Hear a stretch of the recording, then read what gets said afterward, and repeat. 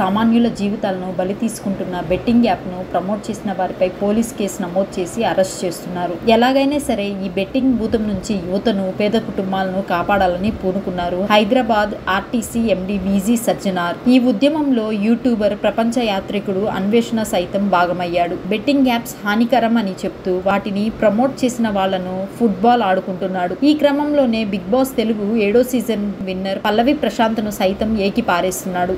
అతడు cricket betting app గురించి చేసిన వీడియోలను రిలీజ్ చేశాడు. అన్వేష్ తన యూట్యూబ్ ఛానల్లో మాట్లాడుతూ, ప్రపంచంలో నేను ఎక్కువ ఆసహించుకునేది పల్లవి ప్రశాంత్నే. రైతు బిడ్డ అంటూ సానుభూతితో గెలిచాడు. ప్రైజ్ మనీ రైతులకు ఇస్తా అన్నాడు, కానీ ఇచ్చాడా?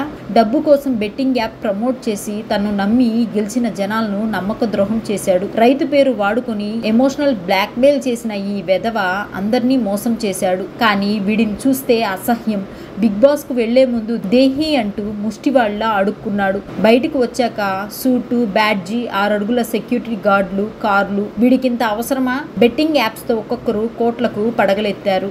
ఈ ఇన్ఫ్లుయెన్సర్ వల్ల నష్టపోయిన వాళ్ళందరూ నేరుగా పోలీస్ స్టేషన్ కు వెళ్ళండి. బెట్టింగ్ యాప్ ప్రమోట్ చేయడం చట్టరీత్యా నేరం. ఆడేవాడు చచ్చిపోతుంటే ఆడించేవాడు మాత్రం కోట్లు సంపాదించుకున్నారు అని అన్వేషణ యూట్యూబ్ ఛానల్లో మండిపడ్డారు.